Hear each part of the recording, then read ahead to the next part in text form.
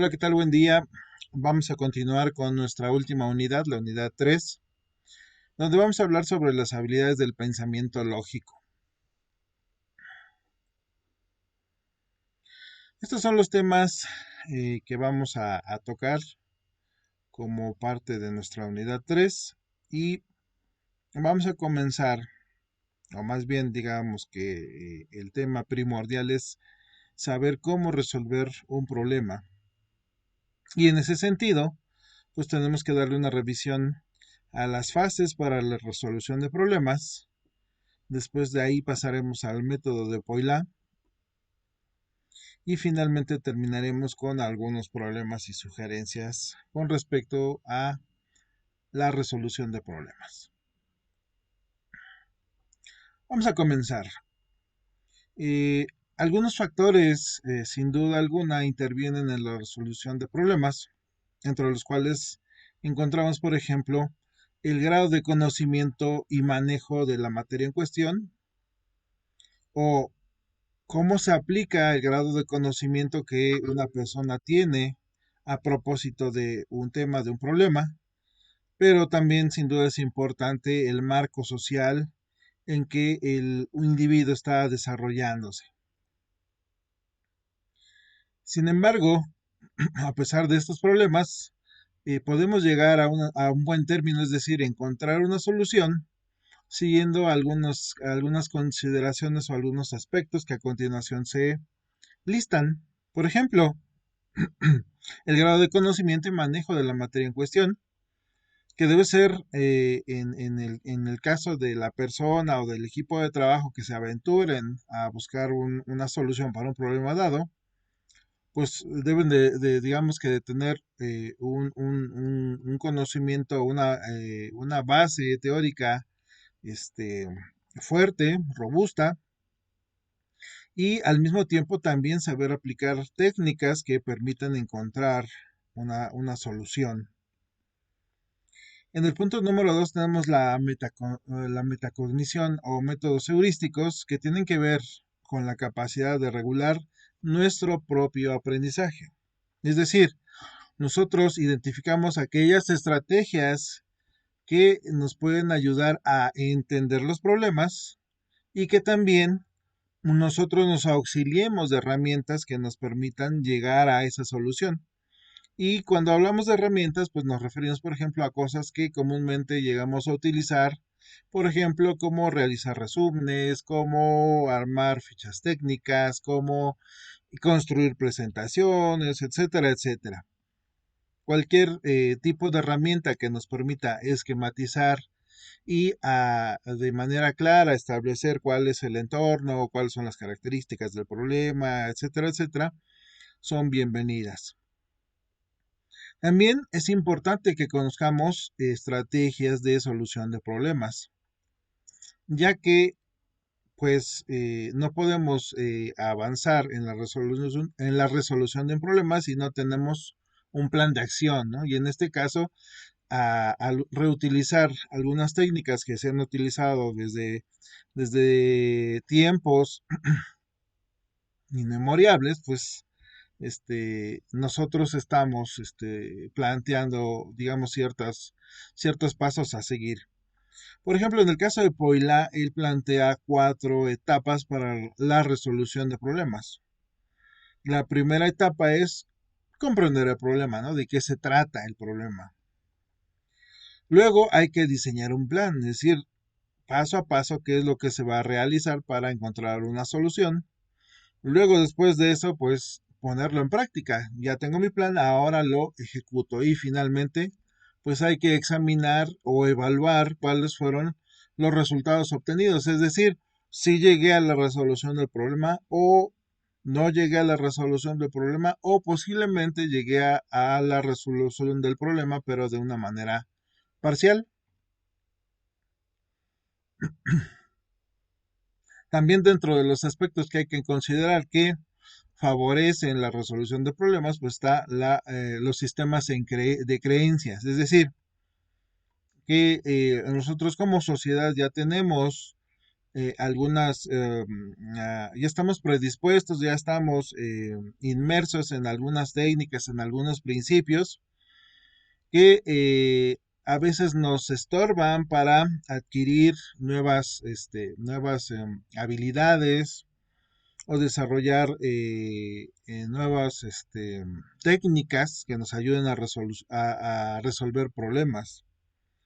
Entonces a veces nos encontramos cerrado en que para que yo pueda realizar u obtener un resultado, debo seguir solo un camino y solamente ese es el correcto. Y obviamente pues esto limita la creatividad tanto del individuo como del colectivo, es decir, de nosotros como grupo, como sociedad. Entonces, en el camino de la resolución de problemas, siempre debemos estar abiertos a nuevas opciones o incluso a adoptar nuevas tendencias, nuevas habilidades, nuevos métodos, porque en algún momento dado alguno de ellos nos puede servir.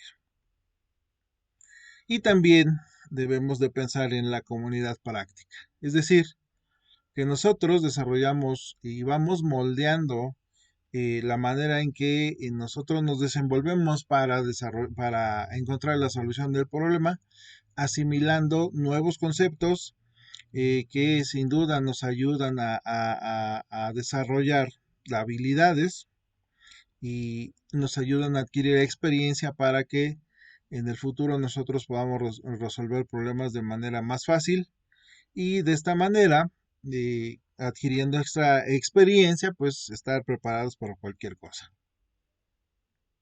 Hay algunos factores que favorecen la enseñanza en la resolución de problemas. Por ejemplo, evidentemente el conocimiento de la materia. Es decir, vamos a llevarlo a alguna experiencia. Para que yo pueda resolver problemas necesito conocer eh, de manera teórica y práctica qué es lo que yo voy a hacer, qué es lo que yo estoy haciendo. También es importante el ambiente de aprendizaje. Cuando el ambiente en el que nos desarrollamos es ameno o por lo menos es un ambiente de trabajo y de respeto, es más probable que nosotros llegamos a la resolución de un problema que cuando no están dadas estas condiciones. El aprendizaje individual y en grupo, es decir, si nosotros individualmente hemos desarrollado cierto conocimiento o cierta técnica que nos ayuden a resolver problemas, cuando nosotros nos encontramos integrados en grupos de trabajo o dentro de la misma sociedad, estos mismos valores, estos mismos conocimientos, esas mismas habilidades con las que nosotros contamos nos pueden llevar a emplearlas en el trabajo grupal para la resolución de algún inconveniente o problema. El nivel de confianza en el capacitador y profesor pues es evidente. Cuando nosotros percibimos o nos damos cuenta que la persona que nos ayuda o nos está ayudando a adquirir las habilidades para la resolución de problemas, domina el tema y se nota y sabemos que tiene expertise comprobado, bueno, pues entonces seguramente nuestro nivel de confianza en la persona que nos está facilitando el tema, pues sin duda va a ser fuerte. La experiencia es importante en este tipo de cuestiones porque entre más experiencia nosotros tengamos para la resolución de problemas, pues lo más probable es que cualquier situación a la que nosotros nos enfrentemos, pues la vamos a asociar con situaciones anteriores y por lo tanto vamos a tener una pista o un plan previo que nosotros podemos implementar también para esta ocasión. No necesariamente todos los problemas se resuelven igual, pero algunos pueden ser similares y a lo mejor solamente hay que hacer algunas pequeñas adecuaciones para llegar a la resolución. Y finalmente, hablando de algunos factores que favorecen la enseñanza, pues hablamos de la autoestima. Entre más autoestima tengan nuestros aprendientes o estudiantes, pues será más fácil poder establecer soluciones para la resolución de problemas. Vamos a comenzar con el primer punto de nuestra última unidad que tiene que ver con la descripción de las etapas en la resolución de problemas. El objetivo del problema es desarrollar habilidades o más bien el objetivo de la resolución de problemas es desarrollar habilidades para enfrentar situaciones nuevas en las que nosotros nos podemos encontrar. Para este fin, pues nosotros debemos contemplar algunas etapas que nos ayudarán a encontrar el objetivo, que es encontrar una solución. En el primer punto encontramos la clasificación del problema. Es decir, es importante que nosotros sabemos qué tipo de problema es el que nos estamos enfrentando. Una vez que hemos hecho eso, pasamos a la segunda etapa que tiene que ver con la definición del problema. ¿Ok? Es decir, de manera concreta, cuál es el problema y, en todo caso, puede ser que también se describa o sepamos qué es lo que queremos obtener al final, ¿no? Número tres, pues las acciones y condiciones en las que se plantea el problema, es decir, puede ser el entorno, algunos aspectos técnicos, si hablamos, por ejemplo, de algún tipo de hardware, o algunos aspectos teóricos, si es que estamos hablando, por ejemplo, del desarrollo de un modelo o de algún algoritmo, y si lo llevamos a cuestiones más mundanas, por ejemplo, pues a lo mejor el entorno de trabajo, muebles, condiciones físicas, etcétera, etcétera. De ahí nos vamos a la estrategia de solución, es decir, en base a lo que yo ya conozco, el tipo de problema y la definición del mismo, las condiciones y el entorno, bueno, en base a eso yo puedo plantear alguna estrategia, alguna técnica probada, algún modelo, algún método que se ha seguido antes para resolver ese tipo de problemas. Una vez que yo ya definí las posibles estrategias, bueno, pues en el paso número 5 yo voy a seleccionar aquella que en base a las pruebas, en base a los antecedentes, o sí, puede ser también que en base a mi elección o la selección del grupo, pues se tome una decisión en cuanto a la alternativa, la mejor alternativa, y pues llevarla a cabo, ¿no? Finalmente, en el último de los pasos, en el paso número 6, pues hay que llevar a cabo la valoración de la estrategia, cómo se implementó y cuáles fueron los resultados obtenidos. Vamos con el paso número 1 de manera un poquito más detallada. Clasificación del problema. Esto nos puede ayudar a orientándonos hacia el campo de estudio en el cual nosotros debemos de ubicar dónde encontramos este problema, ya que esto nos permitirá identificar algunas técnicas de solución.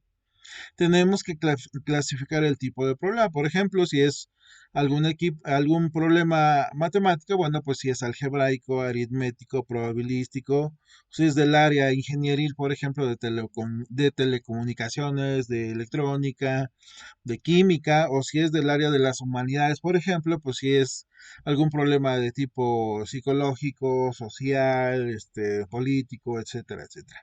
Cuando nosotros sabemos la clasificación, entonces podemos tener una perspectiva un poquito más exacta y plantear una línea más dirigida hacia el tipo de técnicas o estrategias que nosotros vamos a adoptar para encontrar la solución del problema.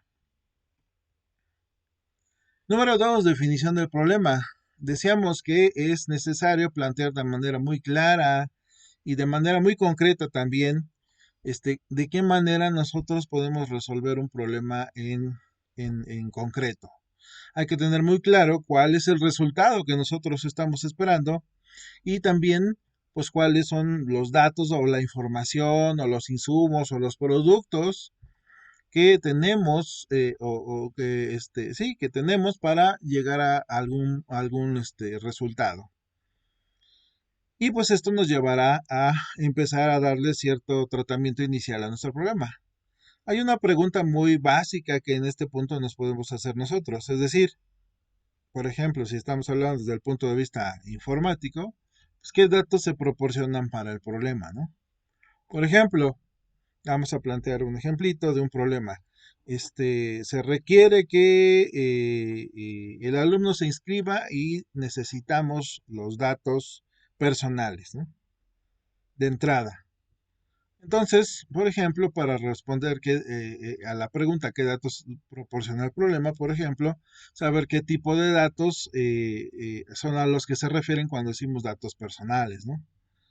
Una vez que tengamos identificados estos datos, pues entonces es importante tenerlos identificados y en todo caso, pues separarlos de aquellos datos que a lo mejor pusieran en un momento a no ser del interés para la resolución del problema, con el objetivo de llegar de manera más rápida y más directa a el resultado. En ese caso tenemos que clasificar los datos y toda la información que nos ayude a esclarecer de qué se trata el problema de manera muy efectiva y también identificar cuál va a ser, digamos, el producto o la salida una vez que nosotros hayamos aplicado alguna técnica para encontrar la solución del problema. Número 3, acciones y condiciones para, más bien, acciones y condiciones que el problema plantea. Hay ocasiones que los problemas que vamos a encontrar o que a los que nos vamos a enfrentar para encontrar algún problema, para encontrar alguna solución, pues evidentemente no son igualitos a alguno previo. Puede ser que en muchos casos pues tengan algunas condiciones especiales, algunas excepciones, algunos aspectos que los hacen diferenciarse de otros, ¿vale?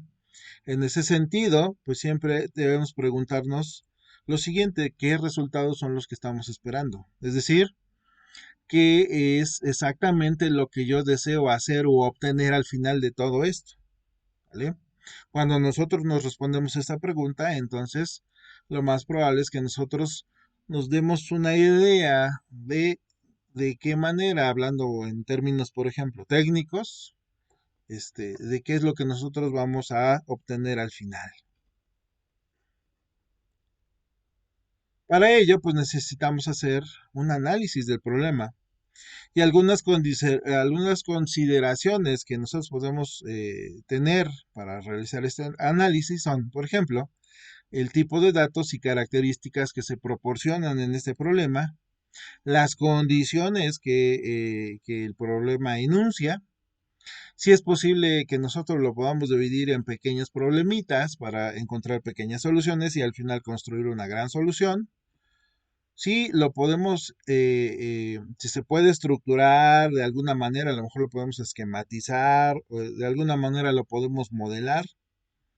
Si tenemos toda la información necesaria, si requerimos en algún momento realizar algún tipo de investigación para documentarnos de mejor manera, y si es posible aplicar algún algoritmo o alguna demostración de tipo matemático. De ahí decíamos que pasamos a las estrategias de solución, una vez que yo ya definí, una vez que yo ya identifiqué el tipo, etcétera, etcétera. Viene ahora sí digamos, explorar el tipo de estrategias que se pueden adoptar para la resolución del problema. Por ejemplo, una estrategia muy común es la lluvia de ideas, que también se le conoce como brainstorming o tormenta de ideas, perdón, y que básicamente se aplica en un trabajo colaborativo grupal que permite o que abre el espacio para que todos los participantes pues puedan externar alguna idea, alguna manera, algún método, alguna estrategia mediante la cual se pueda llegar a la solución del problema. También tenemos algunas estrategias como prueba y error. Y como su nombre lo dice, pues la idea es que nosotros vayamos, digamos que jugando con ciertas variables, ciertas condiciones y de ahí evaluar si lo que nosotros vamos obteniendo pues, son resultados correctos, ¿no? Consiste pues en buscar una solución probando distintos valores hasta que nosotros lleguemos a una solución. En ese sentido, pues también dentro de la y error tenemos ciertas condiciones. Por ejemplo, tenemos que existe una prueba y error llamada fortuita o fortuito. Es decir, que al azar nosotros jugamos con los valores y con las condiciones y llegamos a un resultado en particular. Luego de ahí pasamos a un prueba y error sistemático, es decir, que los valores que nosotros con los que nosotros vamos a experimentar, si lo queremos ver así, pues están seleccionados de manera planeada, consensuada, y de esta manera, pues pensamos que nosotros podemos llegar a la resolución del problema. Y finalmente también tenemos un prueba y error dirigido, es decir, que una vez que nosotros hemos experimentado con algunos valores, algunas condiciones, etcétera, etcétera, vamos observando, vamos identificando que vamos llegando a una resolución, a la solución del problema. Por lo tanto, esto lo vamos midiendo, lo vamos consensuando, lo vamos afinando, ¿no? También es importante, por ejemplo, dentro de las estrategias de solución de problemas, pues la experiencia previa, sin duda alguna. Es decir, que nosotros previamente nos enfrentamos a un problema y que actualmente puede ser que encontremos alguno similar, por lo tanto podemos aplicar estrategias o técnicas y conocimientos que nosotros en aquel momento utilizamos y que ahora vamos a utilizar en este problema que es muy similar y que en algún momento puede ser que nos brinde la solución del problema, o por lo menos lleguemos a acercarnos a la solución definitiva del problema, ¿no? También otra manera de otras estrategias que podemos encontrar es el uso de algoritmos o modelos matemáticos, ¿no? Que normalmente, pues todas las empresas o organizaciones, se han encargado de aplicar estos conocimientos, estos métodos para la resolución de problemas no solamente de tipo, matemático, ingenieril, sino en todas las áreas de ¿cómo se llama? En todas las áreas de la acción o de las actividades humanas, ¿no? Como por ejemplo, en la construcción de tablas o de esquemas, en el uso de teorías o definiciones, en el análisis de datos, en la evaluación y en el uso de algoritmos, por ejemplo, que puedan dividir problemas en pequeños problemas, en el uso de algoritmos clásicos o algoritmos de nueva generación, etcétera, etcétera, ¿no? También algunas técnicas de resolución de problemas tienen que ver con la reducción o la segmentación de problemas en una menor cantidad de estos, ¿sale? Como por ejemplo algoritmos de tipo divide y vencerás, donde, por ejemplo, la idea es que si yo tengo un problema y este problema es segmentable, pues yo lo que hago es segmentarlo en tantas veces que yo llegue a un problema, por ejemplo, mínimo, donde la resolución de este sea rápido, y esa solución va uniéndose con las demás soluciones de los problemas pequeñitos que yo segmenté para que al final me puedan construir y llevar a una solución definitiva de un gran problema, ¿no? Dice entonces la definición de la reducción de problemas que lo que se busca es cómo pensar que un problema pequeño, perdón, un problema particular puede manejar menor cantidad de datos. Con esto puede hacer que se reduzca la dificultad del problema y se le pueda dar otro tipo de tratamiento o análisis, ¿no? En ese sentido, pues se necesita plantear el problema de alguna otra manera, pensar, por ejemplo, cómo llevar a cabo la recopilación de datos, investigar fórmulas o conceptos, o identificar qué operaciones o pasos se deben de seguir para obtener resultados y en qué orden lo vamos a obtener.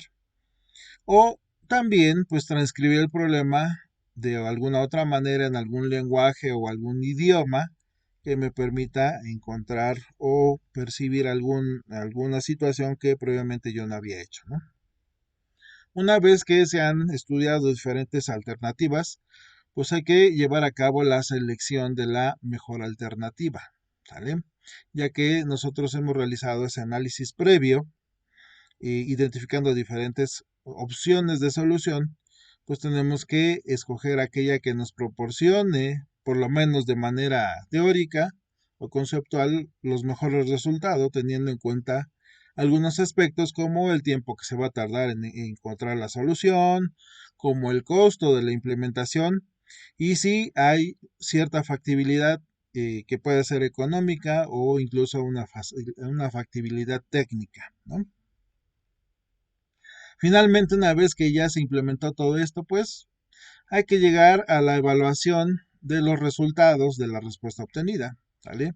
Una vez que nosotros ya hemos ejecutado nuestras estrategias o la estrategia muy puntual, pues necesitamos evaluar los resultados y en ese sentido, pues seguramente nos encontraremos alguno de los siguientes escenarios, ¿no?